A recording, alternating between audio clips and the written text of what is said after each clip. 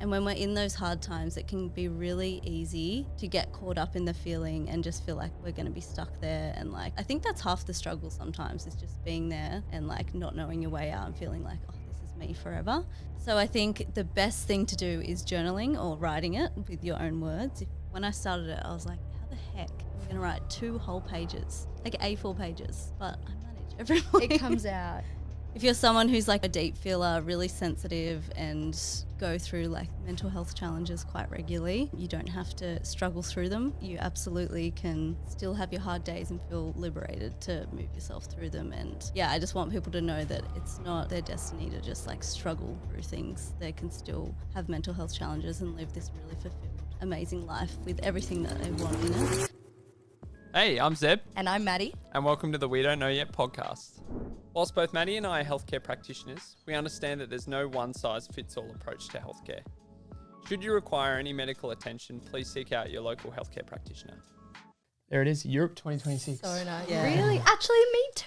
Yeah. We're thinking of doing a honeymoon. Actually, I am. Jackie's not. You're honeymooning solo. I'm like Sicily and he's like Bali. I'm like, oh, we're very different. Yeah, that's where we went, Sicily, for our honeymoon. Really? Yeah. Was it good? Amazing. Okay, I'm just going to get this part of the podcast. Yeah. and send Clip it, to- send it down. It was great. Do it. Oh, it feels good to be back. I was actually really excited. Like, I don't know, when you like spend 6 weeks with like one person, which was lovely. Love you, Jack. I was just like, I just want to like, I don't know, I have so much pent up talk in me. I don't know. Is he not a talker? He is, but God loving me, I still listen to me 24/7. So I was like selectively choosing when to like dribble. 6 weeks of Maddie. Yeah. No, he's a talker. He's a talker. Oh, bless. Did you have a blast? I had the best time. It Yeah. was so nice. We said, I watched episode 25 the other day, the whole way through, and at the end of it we said, by the time you guys are listening to this episode, I will have just gotten back to... Oh, yeah. Yeah, so this one will be the first one after you've First gotten one back. back, and I'll be noticeably tanner, I hope. Jesus. Just keep moisturising Yeah. so it stays. We know. it's not a filter, I swear, because look at me. I'd love to actually listen back to the past episode and see like how mentally and energy drained I was. I'll probably just not even literate. I was probably just like, oh, I just need to go on holiday. I just remember in the last episode we pumped out I think we pumped out 2 or 3 episodes in the week and a half leading up to you going away. So we were both just like in the last episode, like... I know. No, it was so good. Yeah, It was bless. lovely. Feeling very rejuvenated. Good mix of like party and chill. Yeah, we'll have to post a recap reel on our socials so people can see what your experience is like. Absolutely. Actually, the one thing I didn't like, and I'm not even that freaking old, was we stayed at like hostels, and then we stayed at hostels and like a mixture of like hotels as well. But we like meeting people, we like chatting and stuff. But everyone at the hostel when we left, like from multiple different hostels, were like, bye, mum and dad. I was like, fuck. I was like, am I that old? I was like, Jack, it's because you're old. Like, he's 30. Yeah, So I was like, okay. it's because of They you, know. not me. Oh, embarrassing. That's funny. They were really nice though, but they were like, yeah, you guys are our mum and dad. I'm like, That's cute. I wasn't mothering you. Yeah. I was partying as well. Yeah, I'm a cool mom. I only go to bed early because I can't do it as late anymore. Oh, yeah, actually, That will be the giveaway. Yeah. that was a nice part of like being a mature adult or somewhat mature adult. I was like, I'm not here to impress anybody. I'm just going to go to bed. True. Yeah, I'm like, I'm not staying up till 2 just because. Yeah. How was your holiday? It was great. Yeah. Yeah, it was very relaxing. The hike we went on was so hard. Really? Like, I think people don't really do it in the middle of summer. It was like 35-degree heat and it was just so hard. Like, and I just had a flu before I went away. Oh. That was a struggle. But, you know, one of those moments where you're like, this is so beautiful, but the hills. I'm dying. Yeah. But then the rest of it was super chill. Meeting up with my husband's family, and they just like feed us so much food and just take care of us. And I don't speak Greek, so I just kind of sit back and get fed and just let George do the translating. But yeah, it was great. It was very relaxing. Oh, so nice. How long were you away for in total? 3 weeks. Yeah, shivers. That's a good amount of time. Yeah, it was good. Yeah, nice. And you're going to Bali? Yeah, I am going to Bali. I am actually so excited. You guys are meeting up with mates, aren't you? We are. We're meeting up with some mates for a week, and then my dad and stepmom coming over the second week, and we're just, honestly, I just plan on sleeping. sleeping, sitting in the Holiday for sun, sleeping. So relaxing. The second week's just going to be maxo relaxo, Yeah. Nice. which would be That's unreal. what you should be doing on holidays. Yeah, Oh, If absolutely. you're not feeling sure. recharged. Yeah. Nah. I know. doing I it remember right. we went on Gab and I took a holiday really briefly in April. We went camping for a week down South Coast. Oh, yeah. And we were in Jervis Bay, and we had this big plan of like going out and doing heaps of stuff, and we still did a fair bit, but for the majority of it, it was like go to bed at 8 o'clock, wake up at like 10 the next Yeah. morning, Yeah. just Yeah. recover. That was the first week of my trip. Jack was like, why are you just sleeping so much? I was like, I don't think you understood how sleep deprived I was leading up into this. Because he was like, he's really lucky in that he like starts early but finishes work early. So he sleeps fine. He's like, let's go out. I'm like, I just want to stay in bed. Yeah, I think I saw a few of your stories and you were like up at 1 a.m. or something before you left doing things. That was really stupid. Yep. The night before I was up till 1 handing over clients. And then I was like, I've got to get up in 3 hours. So it was fun. But other than that. The life of a healthcare practitioner. Yeah. Yes, exactly. Healthy bedtimes. I had like a little epiphany when I was away there. I was like, I'm not living to work anymore. I was like, I'm working to live. Love my job. Like very lucky, but I'm like, no, boundaries. We need Yeah. boundaries. You need a holiday to reframe it sometimes, I think. Yeah. For sure. Yeah. Like we met so many cool people, like doctors and lawyers and stuff. I'm like, this is what life's about. Yeah, doing the holiday. Yeah. Working to holiday. Exactly. We haven't introduced you. No. Yeah. Yes. Hello. We are joined today by the wonderful Addy Buck. She is a cyclic mental health mentor, and we will pass over to you in a sec, Addy, to do that explanation justice. But we are so stoked to have you on. As we were saying offline, like it's not off air, rather. It's not really something that we really know a whole lot about, but I think it is something that's so important because there's such a link. Yeah, definitely. I think so for me, yeah, Cyclical Mental Health Mentor is, yeah, that's a very new title. I don't think it's, a lot of people know what it is. So basically I help women tap into their menstrual cycle as a tool for their mental health. So rather than kind of fluctuating with the ups and downs and feeling really thrown and, yeah, kind of like a victim to their own mind, it's really about empowering them to know their patterns and to know how to support themselves through it all. So cool. And I'd be really keen to hear, like, how did you get into this line of work? Yeah, so I was doing my undergrad in psych, and I just really felt like there was a missing piece. I'd, have my own mental health challenges that I go through, and every time like I'd just come up against a similar challenge, I'd be like, what is going on? Like, why do I feel like this again? I thought I'd dealt with this, and it was really quite frustrating and concerning for me. And then, like I've always kind of been interested in menstrual cycles and enrolled in a menstrual cycle coaching course, and that just kind of, linked the two together beautifully. It made me realize, okay, well, if like everything's a cycle, our bodies are constantly in a cycle, men and women. And so why is healing any different? Why is dealing with our mental health challenges any different? So yeah, that's kind of how it all came about in a nutshell. Oh, amazing. Really, really cool. And how did you, like, I said this to you off air before, like, I didn't even know this was a space. And we were saying, obviously, I'm a male. Yeah. But, Over but No menstrual cycle. It's a little bit no vulgar. menstrual cycle. But like in the healthcare industry, this kind of space isn't really spoken about a whole lot. I think over the last few weeks we've learned about a lot of different topics that aren't really spoken about a lot in the healthcare system anyway. But how did you even like find out about this as a pathway? Yeah, that's a good question. I'm trying to think like how I even got onto it in the first place. I know I was doing women's circles at the time. Yeah.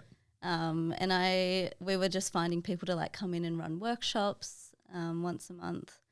And yeah, I just don't even know how I got in contact with this girl, Sophie French, and she had just done the course in cycle coaching. She was going to come in and do like a inner seasons, which is like a framework that we use within menstrual cycle awareness.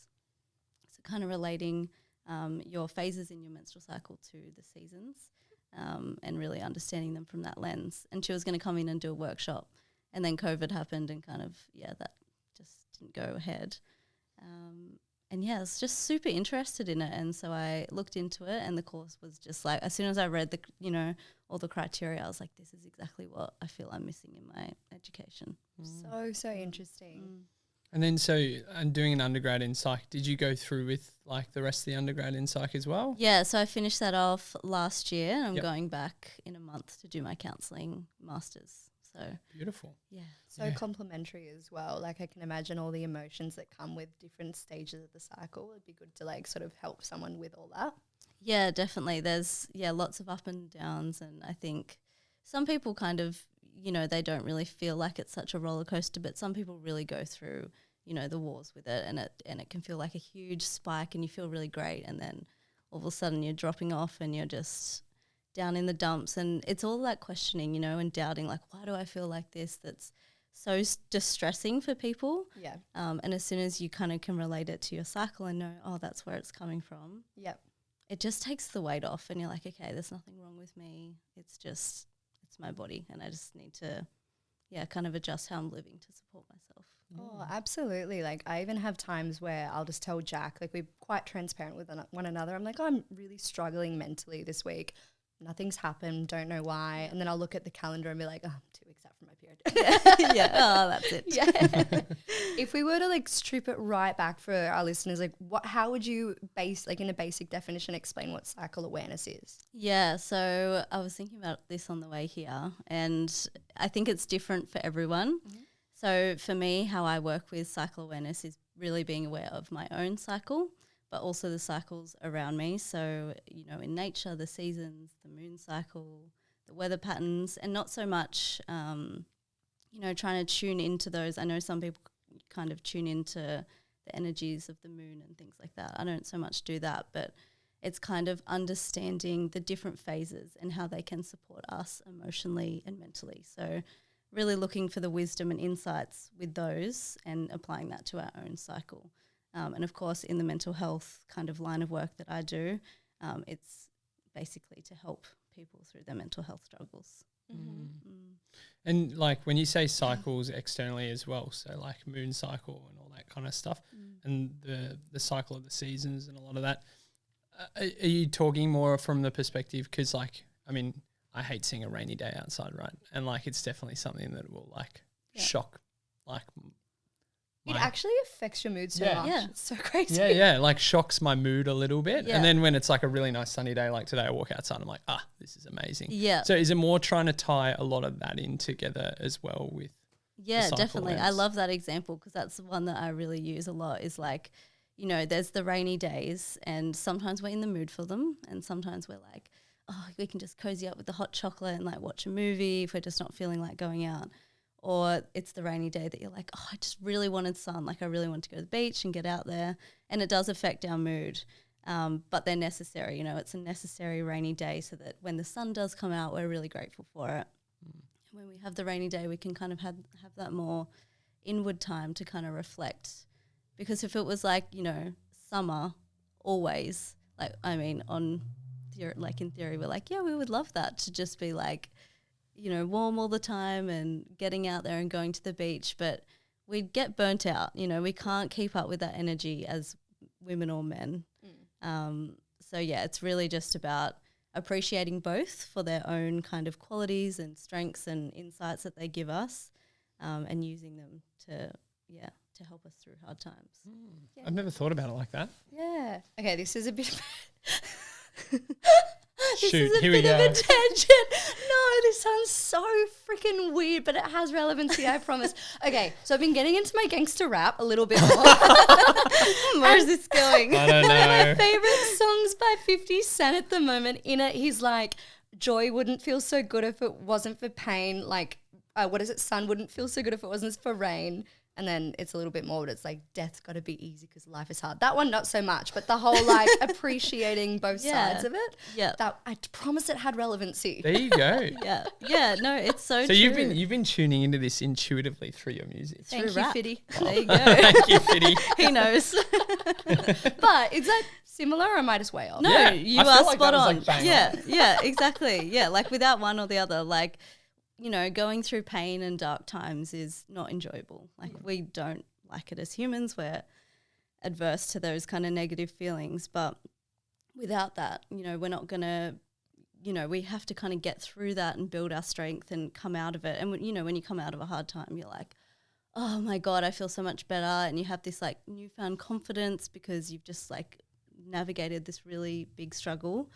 And it does make the good times so much richer because you know what the contrast is. Yeah, absolutely. So like obviously cycle awareness is so important, and sort of knowing what that looks like for you, because it would be so individualized rather. My holiday brain. How, I guess in a practical sense, how does that then translate into using that as a mental health support tool? Yeah. Okay. So I guess there's like a few different ways you can do this. The first one is self-compassion.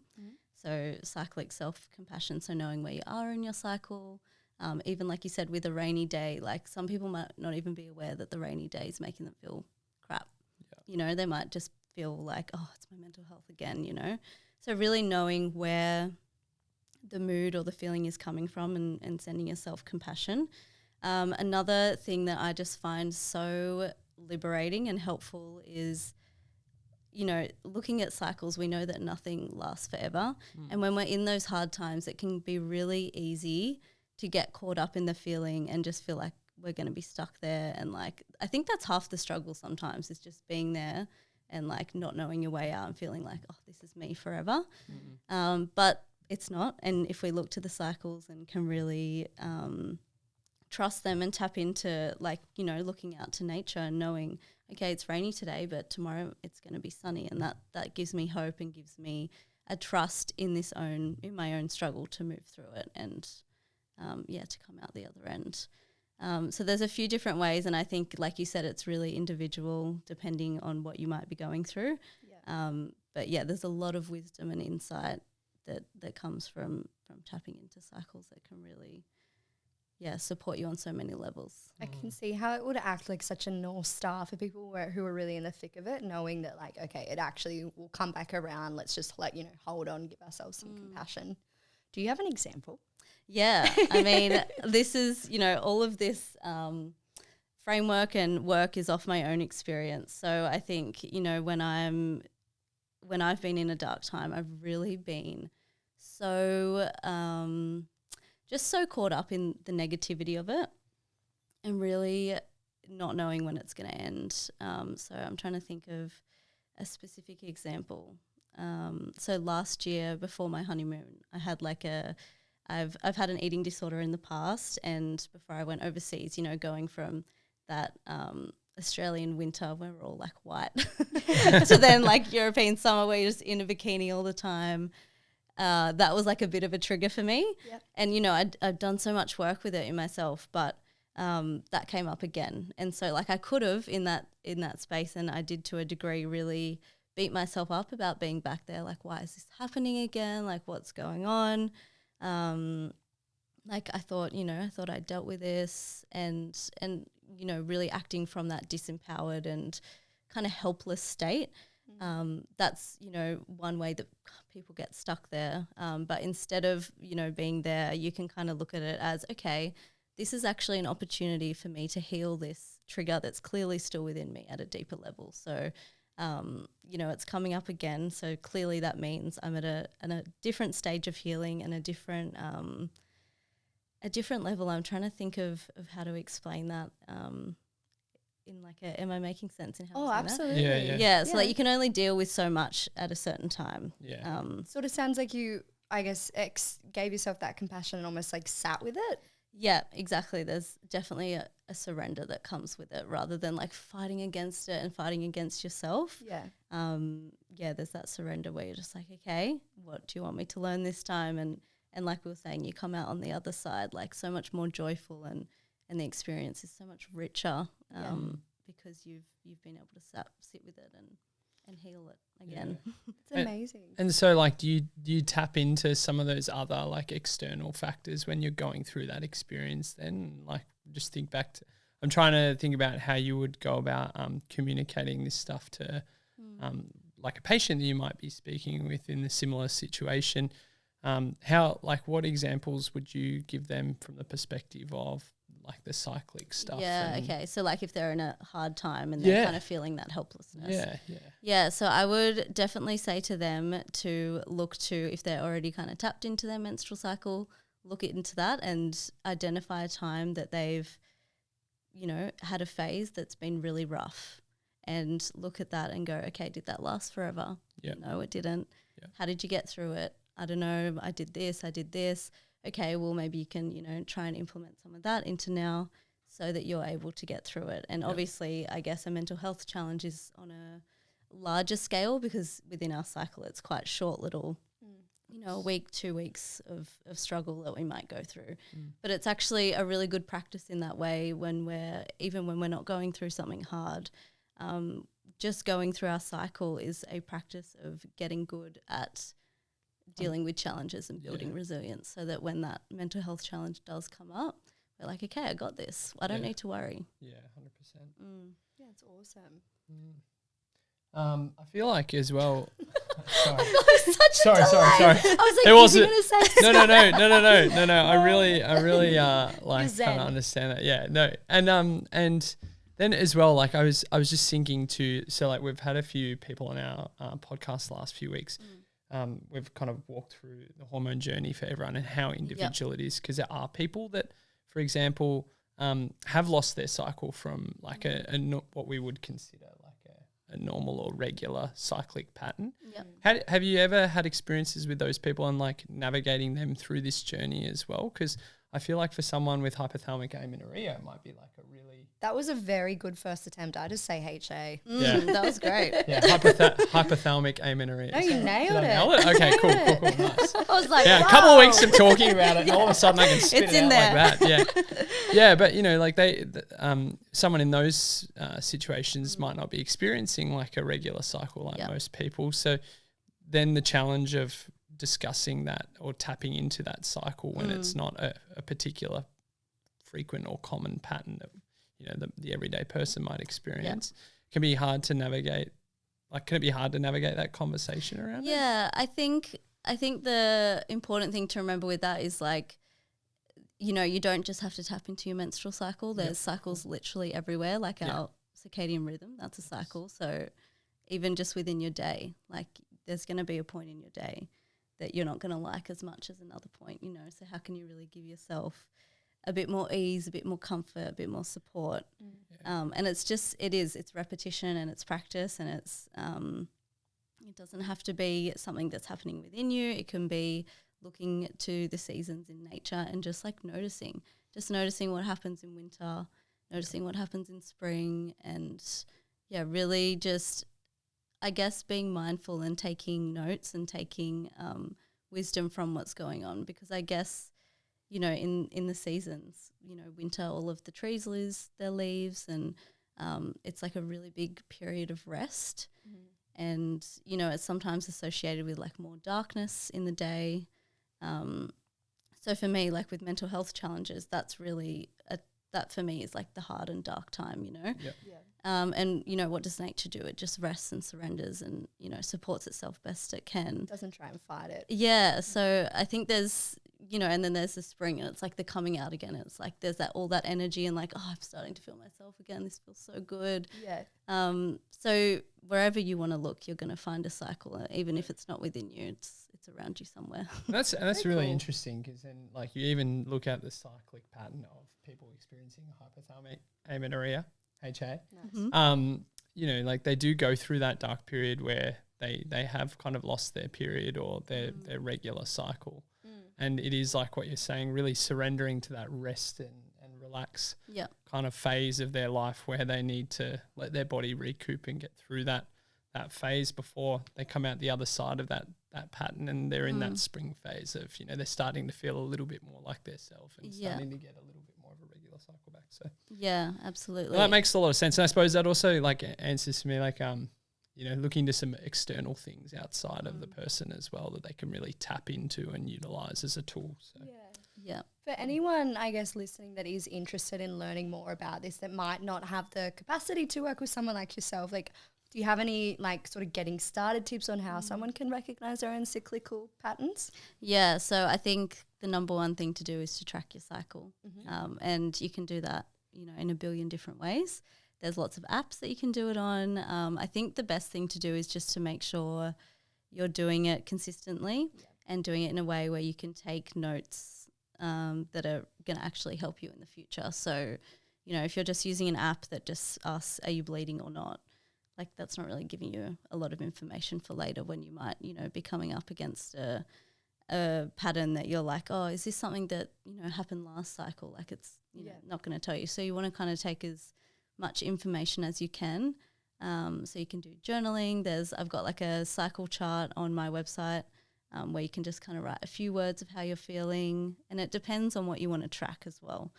So if you're someone who really wants to track like your mental and emotional and how that changes throughout the cycle, you can just focus on that. I know some people like to look at their creativity, the physical experience. So it just depends, and you really just have to tailor it to what you want to look at. And I think whenever you're doing that and you kind of maybe come up against a day that's a little bit more of a struggle than other days, just like look straight back to your notes and be like, okay, did this happen last cycle?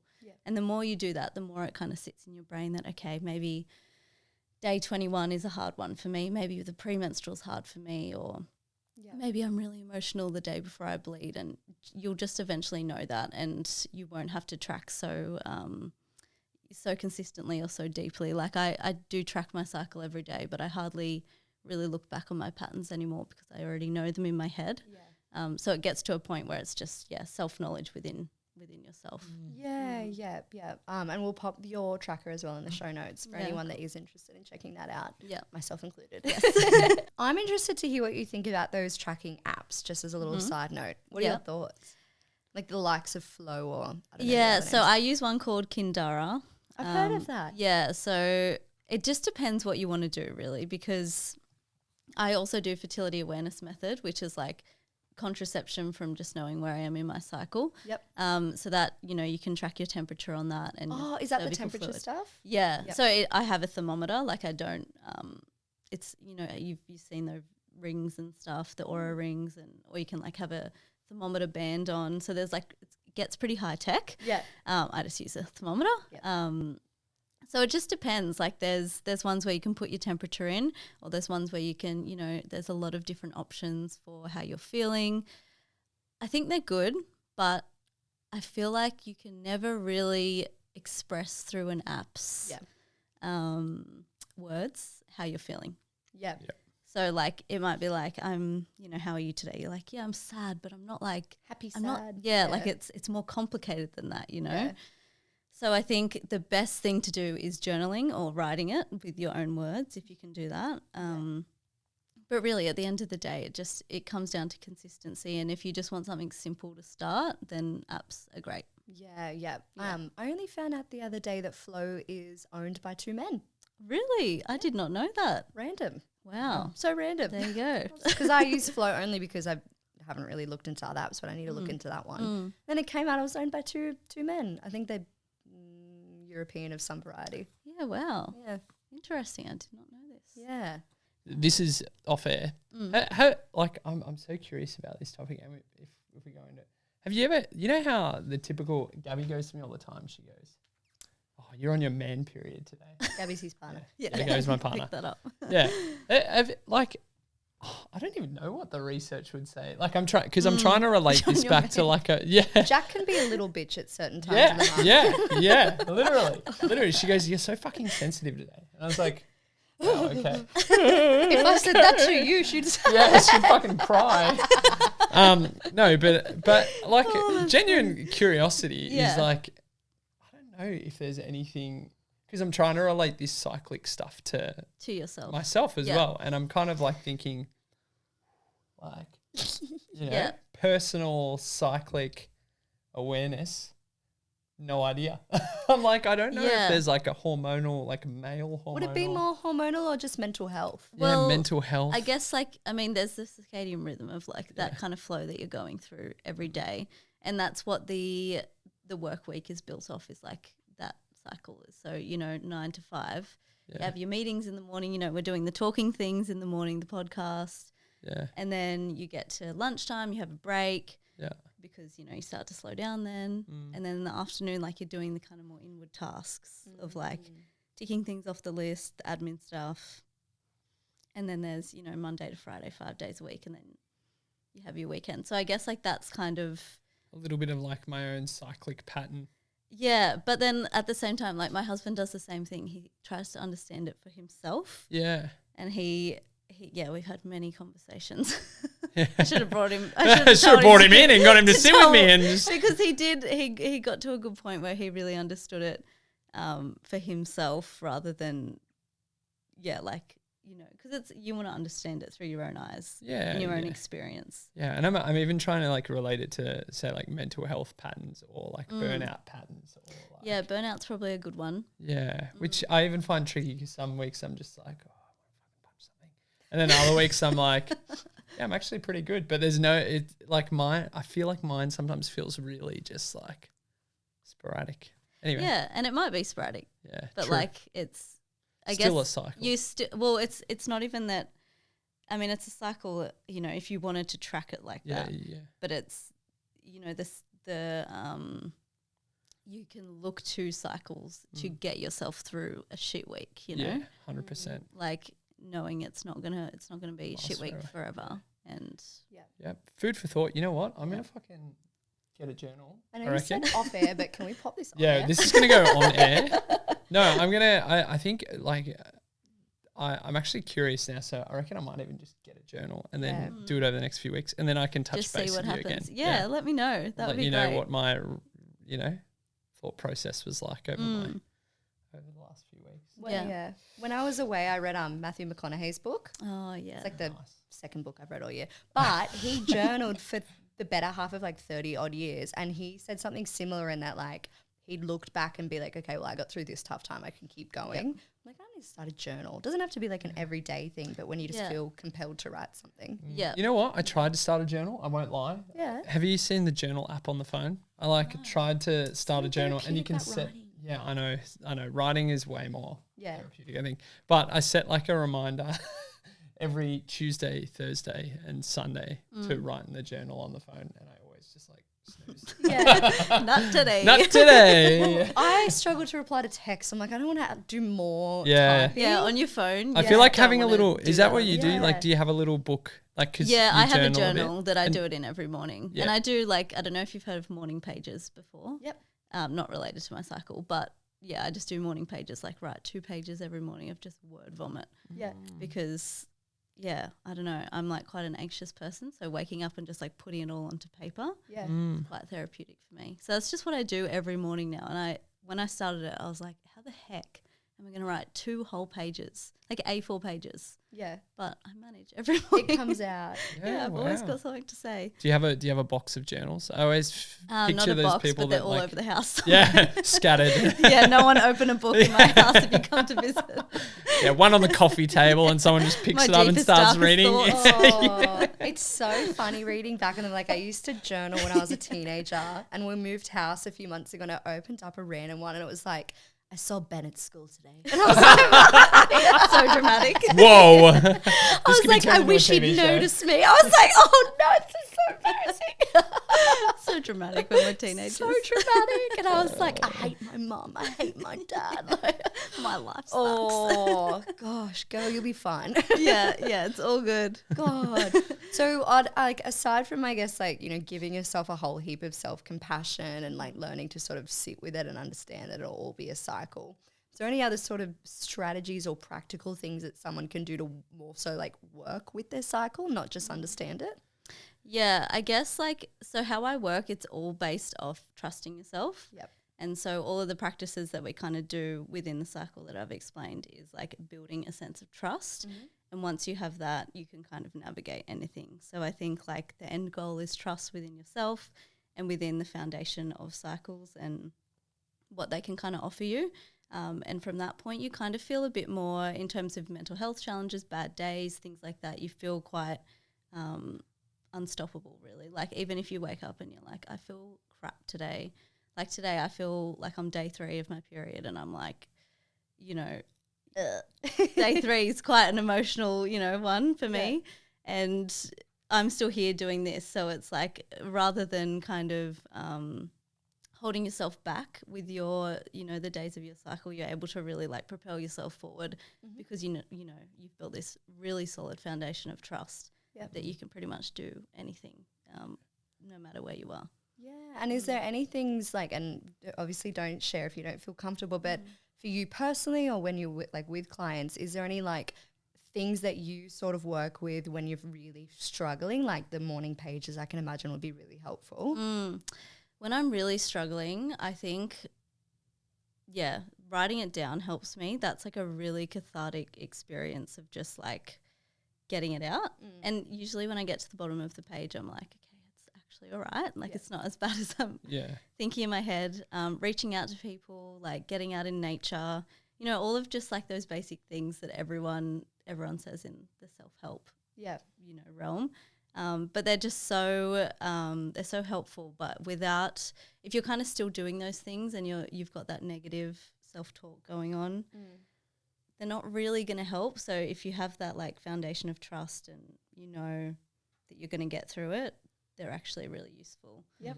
So I'm trying to think of like something for me. I think like my ocean swims on the weekend are like really great. And that's like a challenging experience in itself during winter anyway. Like, you know, it's like, actually that's a good example for you. Like the cold plunge, I don't know if you've done that. Yeah. So like you're putting yourself in an uncomfortable state and it's horrible. But like it's the mental game of getting yourself through. Yeah. And then that day you're probably like, I can do anything. Yeah. I just sat in an ice bath for like 4 minutes. Yeah. And it's about building that resilience. So you just, It's interesting you say that as well. Like we often talk about the low-hanging fruit in health and it's like, you know, good sleep, connecting with nature, getting off your phone, like talking to someone. Like they're all very simple things to do on the most part for most of us.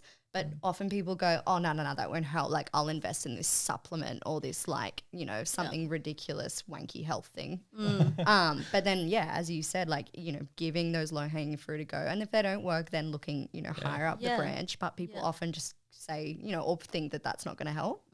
Yeah, definitely. You just have to start simple, but also really, I think working on the mindset side of things is everything. Like you can really invest in all of the tools, the practices, even going to therapy. But if you don't want to change and you don't want to help yourself and really challenge your mind in its thinking, then the outcomes that you want aren't going to flourish from that.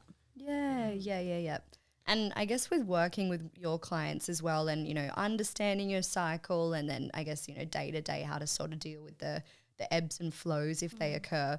What about, I guess, with the healing side of things? Does that differ at all? Yeah, so I think with healing and that's another cycle in itself. I can't remember if we spoke about this on the podcast or off air before, but it's really about, like each opportunity that you come into, you know, contact with a familiar pattern that's coming up in your mental health or a pain, you know, it's coming around again because you now have a bigger capacity to deal with it and you're just dealing with what you can on, you know, at the time with the capacity that you have, and each time you come back around, like you're just healing deeper and deeper. And each time you do that, you're moving towards like a more authentic and aligned version of yourself. Like you're living from a place that's going to be what you want to be doing. You know, there's those kinds of patterns and thought, negative thoughts that can really hold you back in your life. And I think when you're coming up against them again, and healing them at another level, you're just taking a step closer and closer and closer to, you know, going out and making the friends, or I don't know, starting a podcast or starting a business, or going down that creative endeavor, whatever it might be for you. So it's kind of like you're releasing yourself from this little jail that you've put yourself in, and that healing cycle really helps you like gently move through those struggles. I love that as well for like, you know, obviously it is often a lot easier said than done, but when, you know, a negative thing kind of keeps reoccurring in our life, it's really easy to fall into the trap of being like, why does this keep happening to me? Like, what's going on?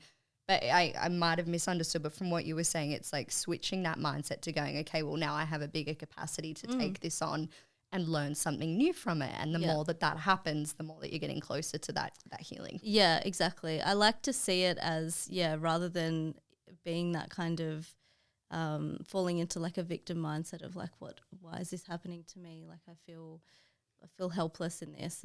It's changing that up and looking at it as, okay, well, if this is coming up again, it means like I have more capacity to deal with it, and it means like a deeper level of healing, and that's going to lead to a more fulfilled life and more meaning in my life, and also just looking for meaning in those challenges as well. I think that's a big one.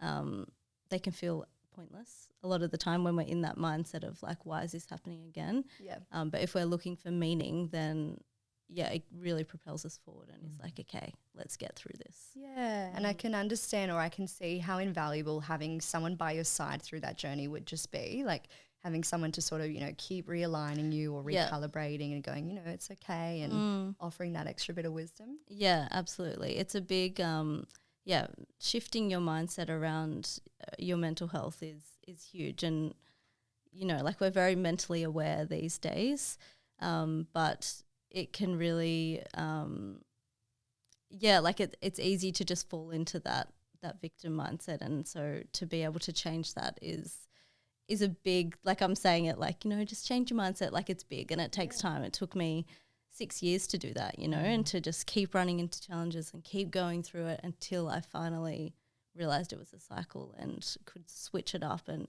now I feel empowered in my mental health rather than, beat down by it. So, yeah. And that's not you saying that every day's, fine and dandy, No, but that God, you're no. able to ride out those waves. Yeah, absolutely. I still have my hard days and, still have my breakdowns, but it's okay. Like, because it's not about avoiding them. It's about really allowing ourselves to have them, and even more so because we trust ourselves to get through it. Yeah, no, absolutely. I think it's so cool. So cool. That has been very enlightening. And I think as well, just for You've got a lot of reflection going on. I know, I'm just breaking it down.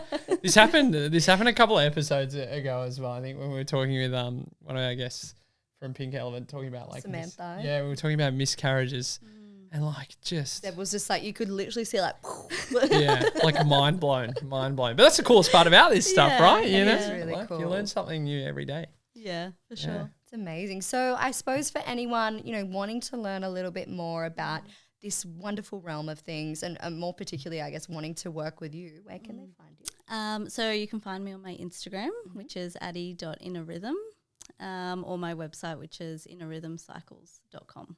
Nice.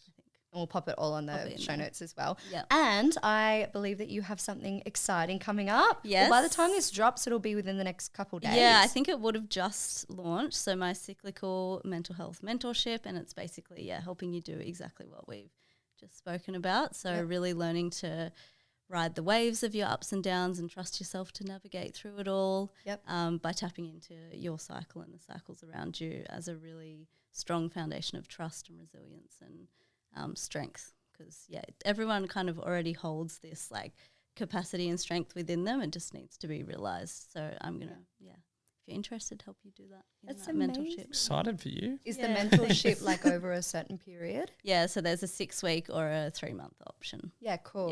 Yeah, just depending on kind of what you want to get out of it. That's amazing. Oh, it's so exciting. And that will be on your website as well? Yep. Okay, we'll pop it all in, obviously.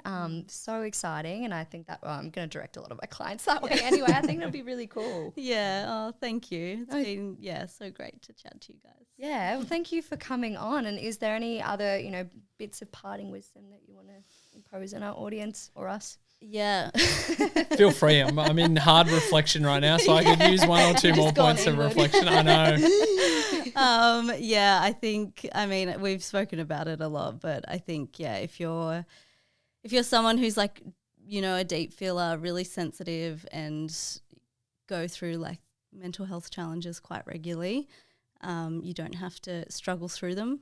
You absolutely can still have your hard days and feel liberated to move yourself through them. And I just want people to know that it's not their destiny to just like struggle through things. They can still have mental health challenges and live this really fulfilled, amazing life with everything that they want in it.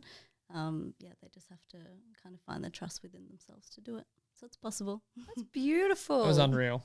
That was like the perfect way to just cap I it know. off. What a way to just like tie it all together. Well, no, thank you again, Addy. I know that a lot of people are going to find this episode really helpful. I'm glad. If you did like this episode or any of the other episodes that we have done so far, it would mean the world to us if you gave us a subscribe or a rating or a like.